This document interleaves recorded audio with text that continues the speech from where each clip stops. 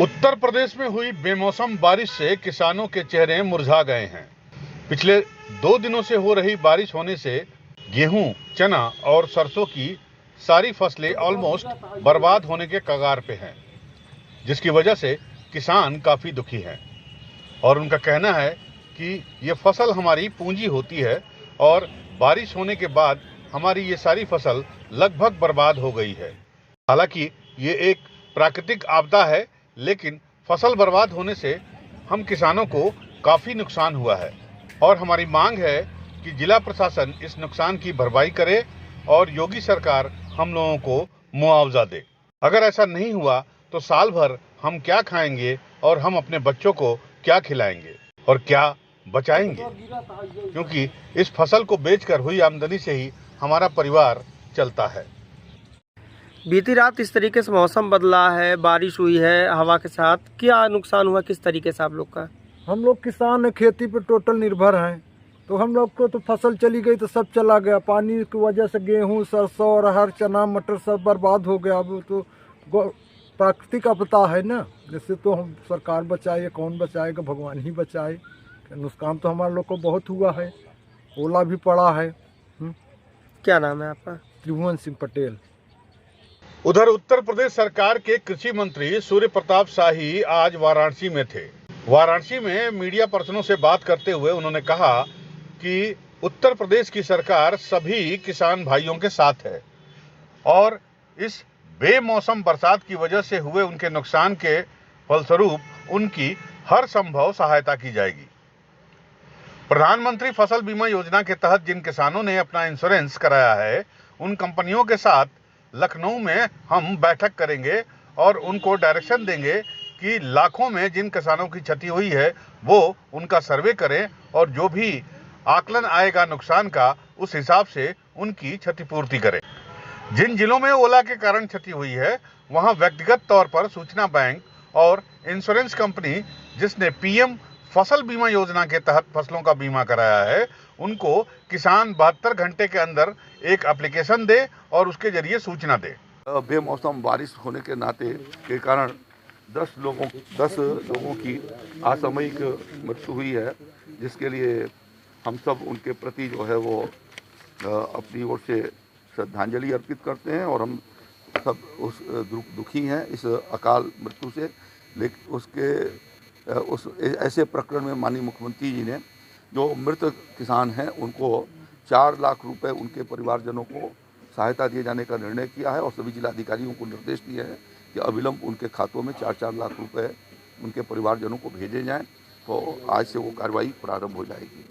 4 जनपदों के भीतर अधिकारियों ने दी है, उस संदर्भ में भी उसका परीक्षण कराया जा रहा है और खास ये विशेष रूप से जो ललितपुर, अंबेडकर नगर, बुलंदशहर और प्रतापगढ़ में, तो वहाँ जो क्षति का आकलन होगा उसके आधार से उनको क्षतिपूर्ति दी जाएगी। राज्य सरकार सभी किसान भाइयों के साथ है और उनको हर संभव सहायता करने के लिए जो मापदंडों के भीतर है उसको करेंगे।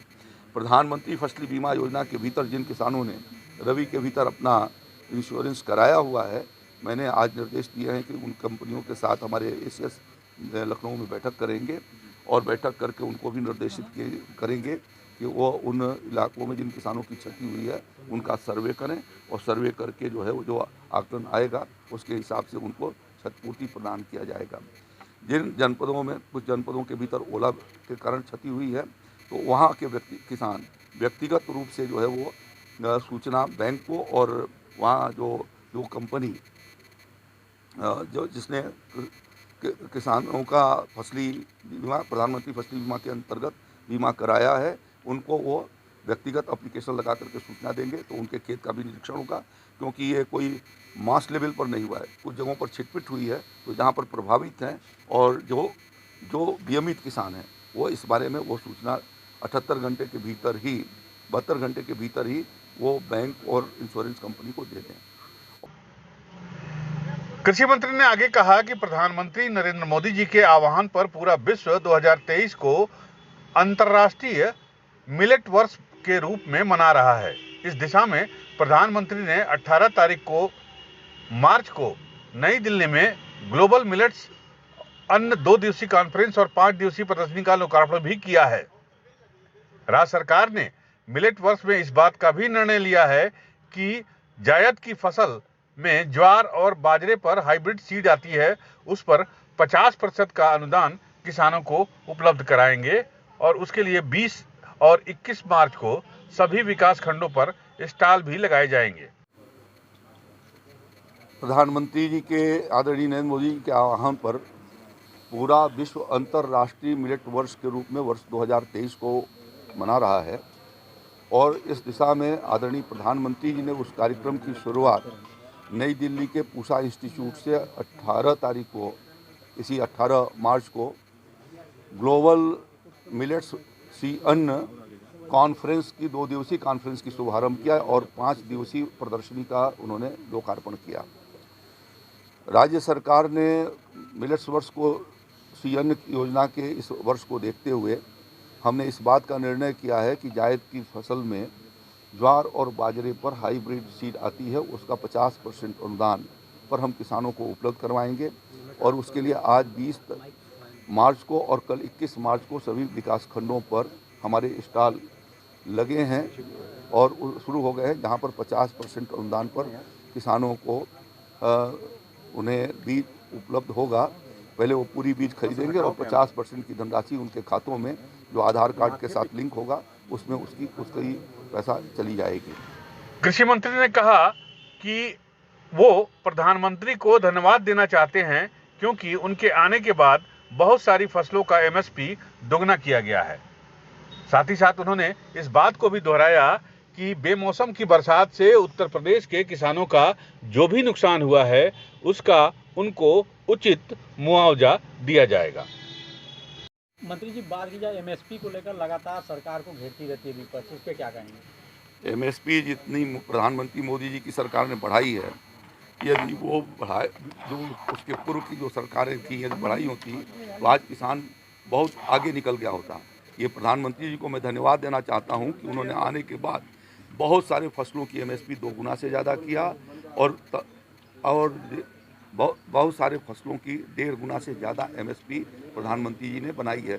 उदाहरण के रूप में जब उनकी सरकार बनी थी तो धान का एमएसपी 1310 रुपये था और इस साल जब खरीदी गई है तो 2040 रुपये के आधार पर खरीदी गई है। गेहूं का एमएसपी उस समय 1400 रुपये था और इस साल जो खरीद होगी रबी की वह 2125 रुपये के आधार पर होगी। इसी से अनुमान लगाया जा सकता है कि जो लोग बात कर रहे हैं उनको कोई यह बात कहने का अधिकार नहीं है। जब अवसर था तो वो चूके और प्रधानमंत्री मोदी जी ने और योगी जी ने दोनों ने मिल करके प्रधानमंत्री जी ने एमएसपी बढ़ाई और योगी आदित्यनाथ जी की सरकार ने किसानों की बृहद पैमाने पर करी। धन्यवाद। प्रयागराज से विमल श्रीवास्तव के साथ वाराणसी से सुजीत पटेल की रिपोर्ट।